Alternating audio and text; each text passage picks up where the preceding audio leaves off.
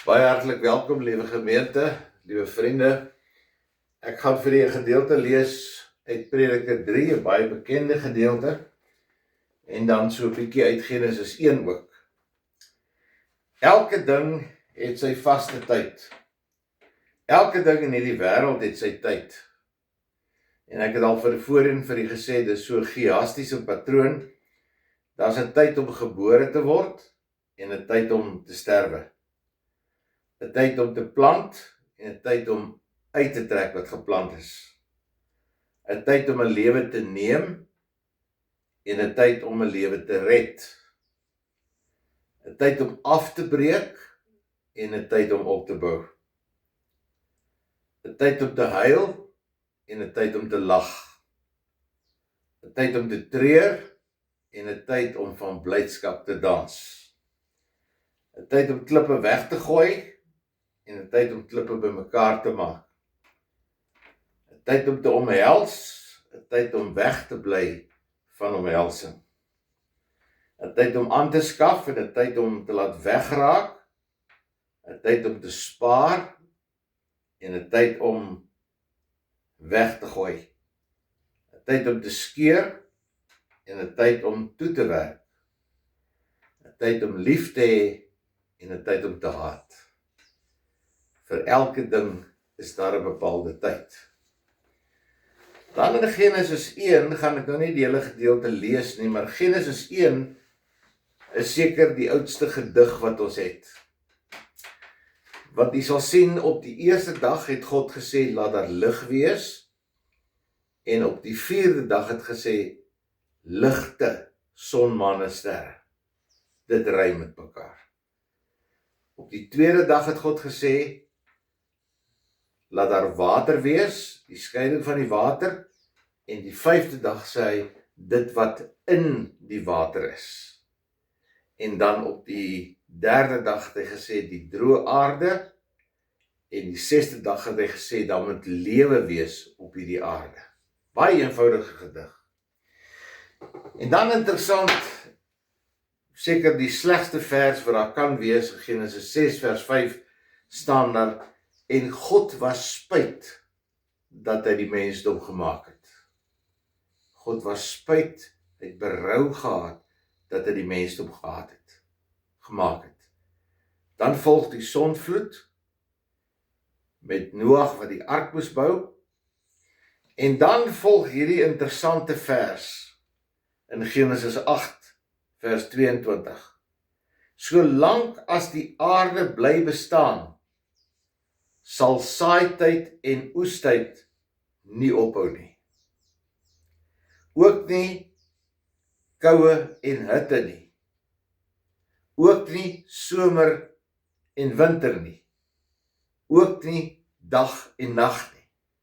Sien, hier word bepaalde tye vasgestel deur God. Solank as die aarde bly bestaan, gaan daar saaityd en oestyd wees.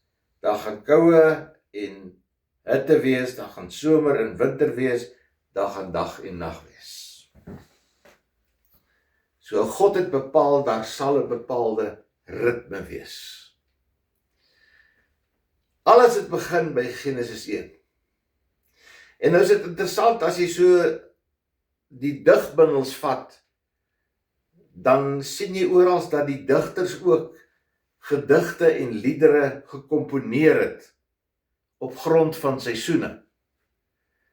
Leipold het die bekende lied of gedig gekomponeer van, ons ken dit almal, dis heerlike lente, die winter is verby, weer nodig die velde vir jou en vir my.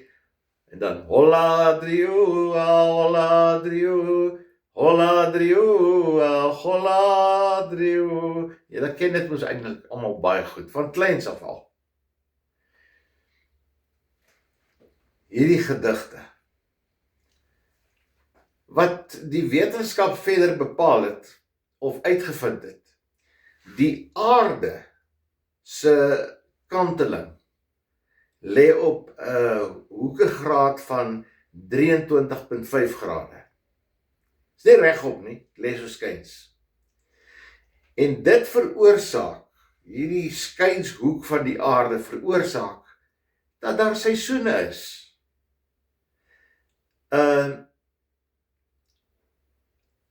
Op 'n sekere stadium is die aarde nader aan die son en dan weer verder weg van die son. En dit veroorsaak die klimaattoestande. Die klimaat word met ander woorde bepaal deur temperatuur en deur reënval, omdat die aarde so skuins lê. Behalwe dat die aarde om sy eie as draai, beweeg die aarde in 'n wentelbaan, in 'n soort van 'n ovaal wentelbaan, in 'n ellips om die son. En hierdie langwerpige sirkel neem 365 en 'n kwart dae lank. So elke seisoen is met ander woorde ongeveer 3 maande lank. Winter, somer, herfs, lente is so 3 maande lank. Ongeveer. En kom ons begin sommer by die seisoen waarin ons tans is en wat amper ten einde loop, is winter. Waar daar ook mooi liedere oor geskryf is en gedigte oor gekomponeer is. Ja, winter is die koudste seisoen. Miskien is dit dalk die lelike seisoen. Die bome het nie blare nie, die takke lyk vaal, dit lyk asof die blare dos verloor het, dis grou, sekere dele van die wêreld is dit sneeu, dis bitter, bitter koud, mense dra jasse, mense kom nie eintlik buite die huis nie, hulle leef meer binnenshuis. So die wintertyd is maar eintlik 'n onaangename tyd vir ons almal. Geestelik behoort dit vir ons eintlik 'n dieper betekenis te hê. Dietrich Bonhoeffer, wat geleef het hier in die jare 1906 tot 1945, het in die tronk gesit in daai tyd van sy lewe. En natuurlik was dit bitterkoud, maar hy het hom besig gehou om die Bybel te bestudeer. Hy het hom besig gehou om in daai tyd sy verhouding met God te verbeter, te verinnig, te verdiep. In die donker, koue tronk het hy sy geloof probeer versterk. Hier op 19 April 1945, net voordat hy gehang is, voordat die tou om sy nek gesit het, het hy gesê, "This is the end for me. This is the end for me, but the beginning of life. But the beginning of life." Aan die einde van sy winterseisoen het hy besef, nou breek die ewige lewe vir hom deur. Wat 'n geweldige stuk insig. En daarom het ons ook die winterseisoen, en dit kan nou maar, ek noem dit nou maar seisoene, dit kan nou maar 3 maande wees of dit kan korter tydperke wees, maar ons moet die winterseisoen gebruik om ons jas van geloof aan te trek. Om 'n Bybelboek te bestudeer. Om ons in te grawe in 'n Bybelboek. Om ons verhouding met die Here te verinnig. Om te sorg dat ons in 'n noue of ons sê 'n nouer verhouding met die Here kom. Jy moet jouself 'n bietjie versorg wat betref jou geestelike lewe. Jy moet bietjie kyk na jou gehoorsaamheid teenoor die Here in jou verhouding met die Here. Begin jou seëninge bietjie tel. Al sit jy nou in hierdie koue winter, wat jy nie wil uitgaan buitentoe nie, dan is dit die ideale geleentheid om die Bybel te vat en jou verhouding met God intens aandag aan te gee. Wintertyd is aandag gee aan God en jou verhouding aan God. Kom ons vat herfs. N.P. van Wyk Lou skryf ons oor herfs. Hy praat van vroegherfs. Die jaar word ryp in goue akkerblare, in wingerd wat verbruin, en winterlig wat daglang van die nuwe wind en klare son deurspoel word. Elke blom word vrug, en tot self die traagstes, en die eerste blare val, so stilweg in die rookval bos en laan, dat die takke van die lang populiere al teen elke ligte môre winter staan. Jo, mooi geskryf. Ja, dis die tyd van die jaar wat ons hierdie goudgeel blare sien, wat so begin afval, so wapper in die wind. En net soos wat die blare so afval van die boom af, en die kaal en bleek stamme vir ons sigbaar word, so bid die digter as te ware, dat die Here deur my sal waai. Dat die Here deur sy gees deur my sal waai. En dat daar 'n geestelike groei en 'n verdieping in my lewe sal plaasvind. Dat my lewe gesuiwer sal word. Want God is steeds aan die werk. Nooit ooit in enige seisoen is God nie teenwoordig nie. Hy beskik, hy bestuur die seisoene, hy bewerk dit. En God wil ook die blare se afval van jou, en as die wind van die gees deur jou waai, is dit God wat wil verdieping in jou lewe bring. Lente. Lente is mos die tyd hier so voor Paasfees, waar ons dink aan die kruisiging van Jesus, die opstanding van Jesus. Die tyd wat ons behoort te spandeer aan vas, aan berou, aan selfverloning, aan geestelike dissipline,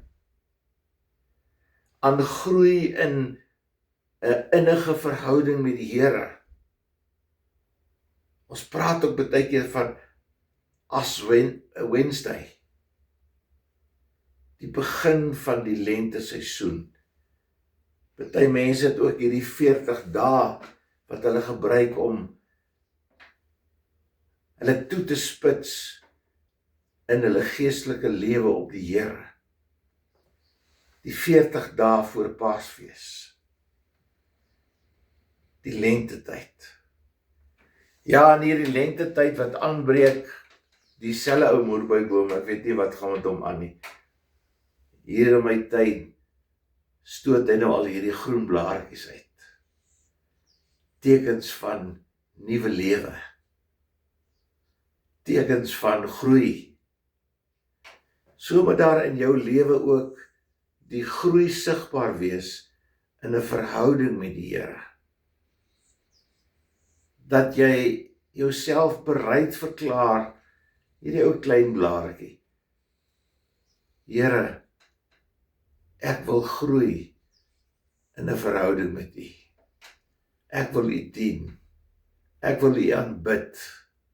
Ek wil leef vir U. Ek wil 'n groen skynsel afgee om te sê ek is U kind. Is so mooi. Dan die somer wat aanbreek. Liewe land, die somer, dan beweeg ons na buitekant. In die bome sien ons die vrugte, sê nou maar die vrug van perskes wat daar hang. Die lekker perskes. Mooi, allerhande kleure. lekker om te pluk en lekker om te eet. Dan weet jy, somer is die teken dat ek 'n disipel is van die Here Jesus Christus, soos wat Handelinge 11:26 sê. Dan moet ek onselfsugtig my liefde bewys aan ander. Dan moet ek vrygewig wees. Dan moet ek vergewensgesindheid openbaar. Dan moet ek carpe diem elke dag aangryp en ten volle benut en gebruik en leef tot eer van die Here. Dan lewe ek dankbaar. Wat sê daai lied? Ek sing dankbaar my verlossingslied. Dis somertyd. MP van Wyk Lou skryf ook daaroor. En sonder om dit nou weer aan te haal en te lees, kan ek miskien maar net 'n sinnetjie daarvan lees. Die blydskap, die skoonheid, wat blink in die lig van die klowe hart en helder klink. Dis somertyd. Dis tyd vir vrugdra. Dis tyd waar ek myself aanbied en sê, Here, hier is ek. Ek is tot u beskikking. Here, ek wil u dien met hart en mond en hande, soos wat ons sing. En hierdie seisoene kan korter wees, dit kan langer wees. Ek noem nou maar die 4 seisoene wat ons almal ken, maar seisoene wat deur God gewil is, wat deur God geskape is, wat deur God elke jaar bewerk word, tentoongestel word. En daai seisoene moet ingrypend tog in my en jou lewe ook 'n realiteit en 'n werklikheid word. Anders beteken dit eenvoudig mos niks nie. 'n Mens beleef, ons almal beleef, hierdie verskillende klimaatseisoene in ons persoonlike lewe. Ons behoort, want ons sien dit daar buitekant. Ons trek ons 'n bietjie terug in die winter en ons trek warm aan en ons gaan so 'n bietjie in ons dop in. Maar dan breek ook weer die herfs aan, die lente en die somer. Ja, die blare val nie verniet nie, want die gees van God waai daardeur. Die kaal stamme word weer bedek deur 'n groen blare dos, wat God bewerk deur sy gees, wanneer daai boom die water opsuig uit die grond, en wanneer die klimaat regkom om vrug te dra, sodat ons kan lewe as bekeerde mense. En dan moet ek maar bid, Here, neem weg wat skeiding maak tussen u en my, en maak my 'n vertoonvenster, 'n boom wat vrugte dra vir mense daar buitekant, dat hulle ook lus het om van die vrug te pluk wat ek dra, dat hulle die vrug kan sien wat in my lewe 'n realiteit en 'n werklikheid word. Dan stal ek my vrugte uit. Dan wys ek, wat is genade? Dan wys ek, wat is liefde? Dan wys ek, hoe werk God? Kom ons bid saam. Here, baie dankie vir seisoene wat u gewil het en bewerk het in die natuur daar buite, maar seisoene wat daar ook in ons lewens behoort te wees. Ja, daar's winter, maar daar's herfs, daar's lente, daar's somer. En maak daardie seisoene in ons lewe 'n werklikheid, sodat ons daar buitekant kan wys die Here werk in ons lewens. Hy laat ons vrug dra wat pas by bekeerde mense. Ons bid dit in Jesus naam. Amen. Ontvang met biddende harte die seën van die Here. Mag die genade van ons Here Jesus Christus en die liefde van God, wat wil hê ons moet vrug dra, en die Gees, die vrug van die Gees, Galasiërs 5:22, van liefde, vrede, vreugde, volharding, blydskap, in my en in jou lewe 'n realiteit word. Amen. Mooi dag en 'n mooi week vir elkeen van u. Totsiens.